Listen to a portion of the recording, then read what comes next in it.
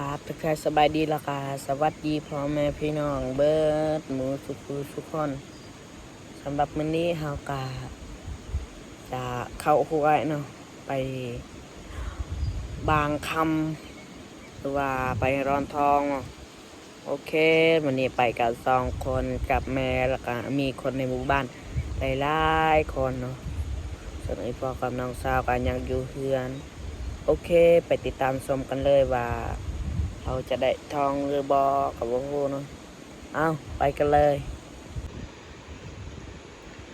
ตอนนี้ก็บรรยากาศประมาณอยู่7 โมงทุกคนเลยเพราะว่าเรามาแต่บ้านกะใกล้เติบ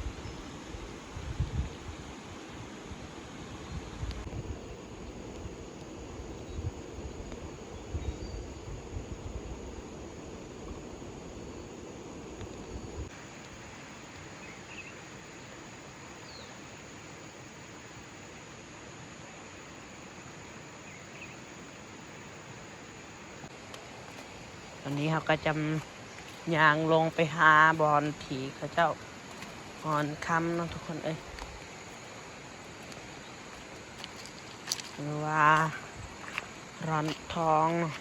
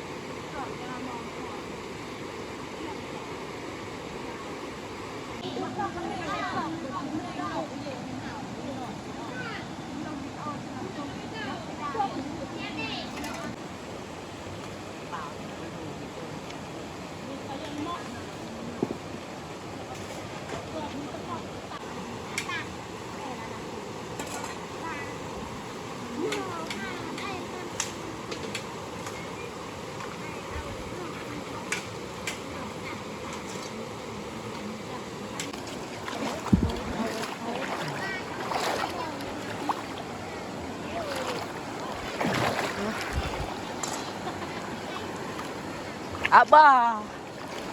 เอา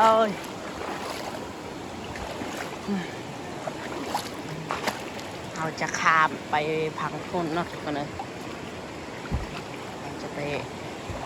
นอนอยู่บอลหินใหญ่ท่านนะไอ้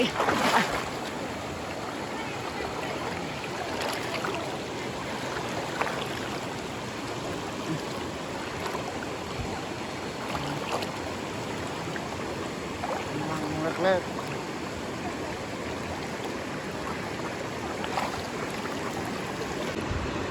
นี่เขาก็เอาขี้ทรายสำเร็จเรียบร้อยนะอยู่กลางน้ำเลย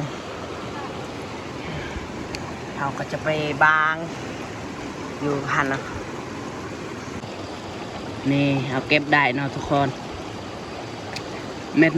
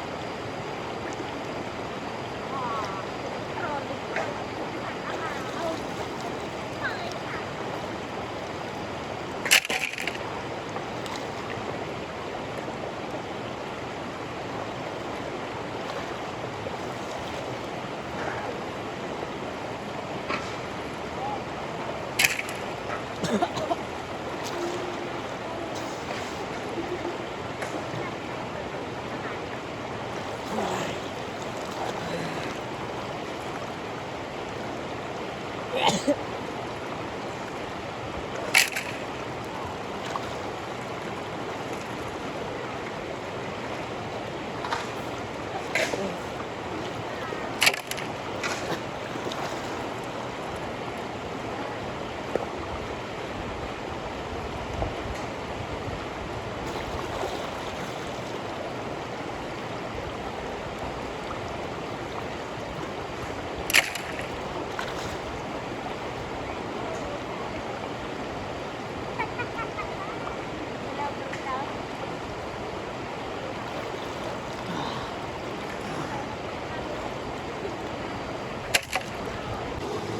ี่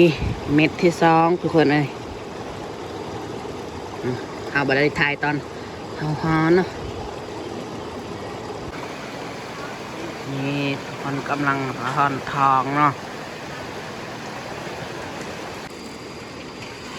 เนี่ยทุกคนนกเอ้ยดาวไปนั่นเลย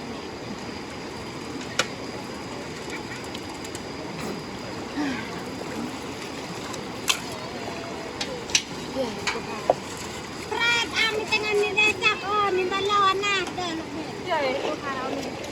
เดี๋ยวนะอะไรครับเฮ้ยลงไว้บุก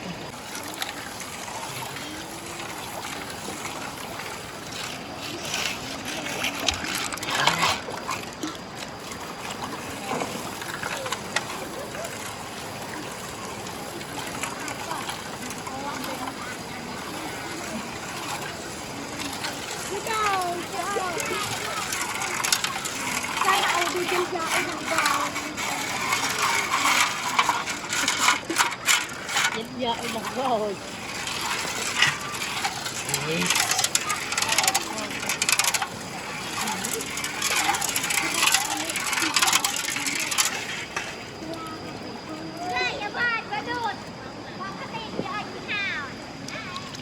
เม็ดน้อย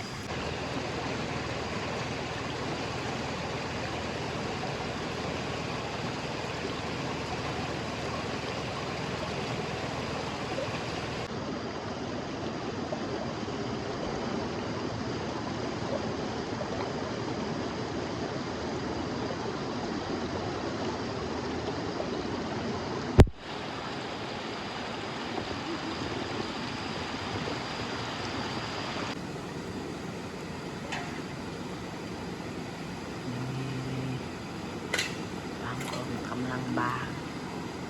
ทำเนาะ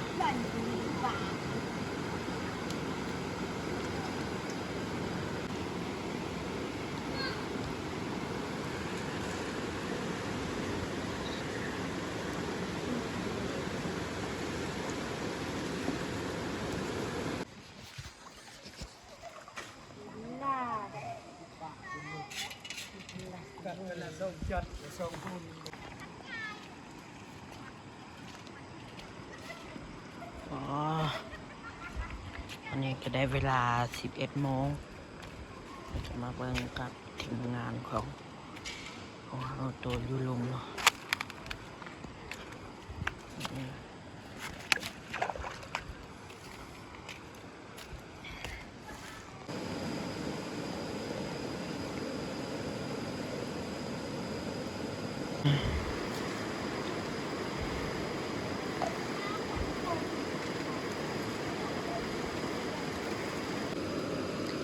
ตอนนี้เราก็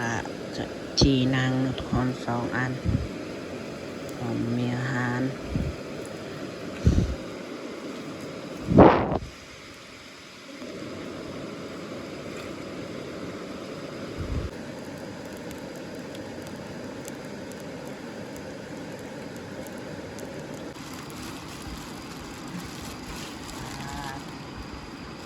แจว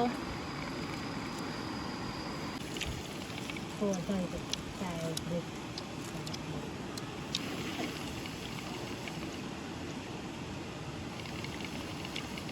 เป็นหัวในกระต่ายไปเลย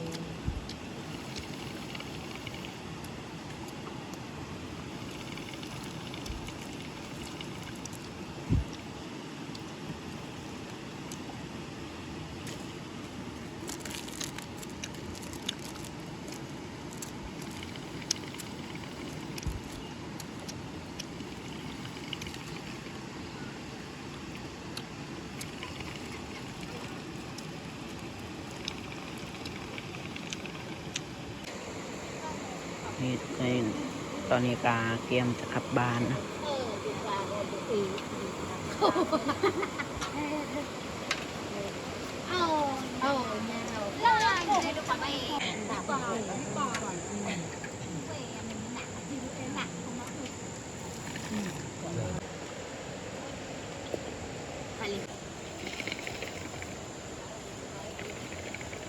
นี่ของเฮากับแม่นะ ทุกคนใช่มันก็ไปห้าวมันเป็นนางไม้ใหญ่ระบาดบางยี่ดงจริง ก็กว่ามาหวย แววสระละชัก akuก็เลยเป็นแบบเป็นยา ให้ลืมไปรับอันไงจะลืมเอาไปให้ดูกัน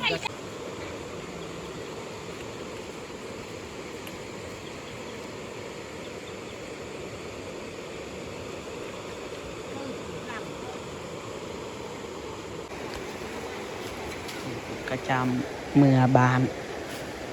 เพราะว่าตอนแรงแล้วเนอะแต่นี่หาบ้านกะเราขี่รถกะบาถึงชั่วโมง